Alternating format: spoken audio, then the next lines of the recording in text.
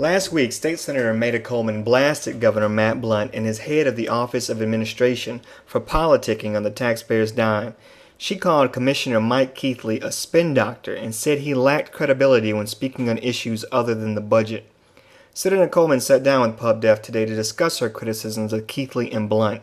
She also discussed one of Blunt's latest hires, former St. Louis Election Board Chairman Ed Martin, who is now the governor's new chief of staff. Michael Keithley is the commissioner of the Office of Administration, who, as you realize, oversees the budget, accounting, facilities for the state. They are the head of all of those offices.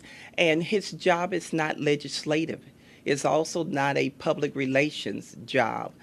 His job is to conduct the business of the state as it deals with the day-to-day issues and to be the lead entity in the budget that goes before the governor. He assists the governor's staff with putting together the recommendations from the governor for the budget.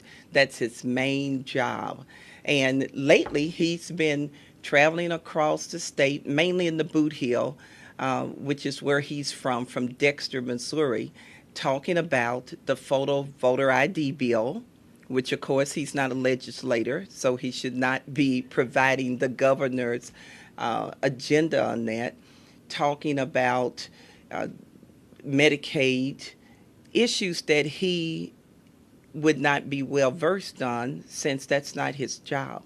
If this was a governor spokesperson who works on the governor's staff in his office or the governor's legislative liaison, that might be different, but this is a person who gets paid to conduct the oversight of the Office of Administration and not in place to deal with legislation. So you think he's mixing politics with his governmental duties?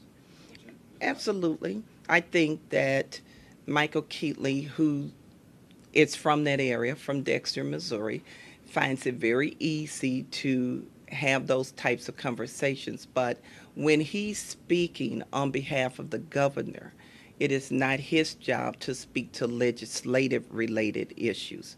And I think that he's overstepping his boundaries a bit. Do you think Governor Blunt has instructed him to go down there speaking on those issues, or is he acting on his own? He would not be acting on his own. Nobody acts on their own in any administration. Certainly, when I go out across the state and talk about legislation, I'm doing it as the minority leader, the Democratic leader of the Senate. Michael Keithley can get out and talk about things all he wants on his own dime. He should not be conducting interviews on behalf of the governor or speaking at events on the governor's behalf and talking about these sorts of issues. I just think that he better serves this state dealing with the issues that he's employed to deal with. Speaking of employees of the governor, he recently tapped a St. Louis native here to be his new chief of staff. Right. How do you feel about that appointment? Do you think that's Ed Martin. Well, whether or not it's a good choice, that stands to be seen. Ed Martin, of course, is a very partisan person, which of course is why it's a good idea to hire him as the governor's chief of staff. But it's my hope that he can drop the full-time Republican standard that he has when it comes to dealing with and negotiating. You know, there's a place for politics and there's a place for an open relationship with a lot of people. And one of the things you find out very quickly in Jefferson City is that regardless of what party we're from, if we expect to get the people's work done, we've got to drop that partisanship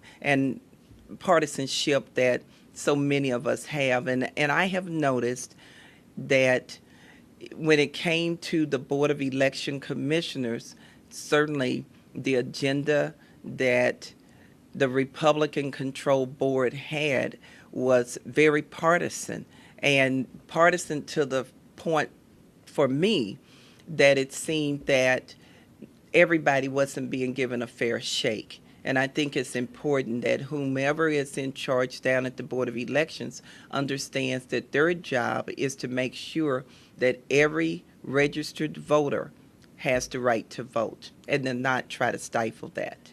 Do you think it was partisan that the board tried to become part of that suit in support of the voter ID bill? I was very disappointed with that. I did not feel that this Board of Elections commissioner should have been involved with that at all. They have a particular job to do here in St. Louis, and running up to Jefferson City to testify about issues surrounding what in reality was the 22nd Ward aldermanic issue was not something that they should have been there for. I believe that the problems that we have with elections certainly center around the registration. You always hear people, and I heard this said by folks from the Board of Elections who came to Jefferson City to testify for the photo ID bill, that dead people and dogs are voting. That's not true. If you're a dog, you cannot walk into a polling place and get a ballot. If you're dead, you're going to have to prove you're the person that you're walking in there. There's nothing wrong with having rules regarding voting, but don't claim in order to get rid of the straight party ballot that this is about cleaning up voting. What it was really about, I believe, is disenfranchising the large numbers of blacks and Democrats who vote here in the city of St. Louis. Come back tomorrow to see part 2 of my interview with State Senator Maida Coleman, as she discusses a possible fight to retain her leadership post in the state Senate, her relationship with the newest state senator, Jeff Smith, and what future plans she might have after term limits.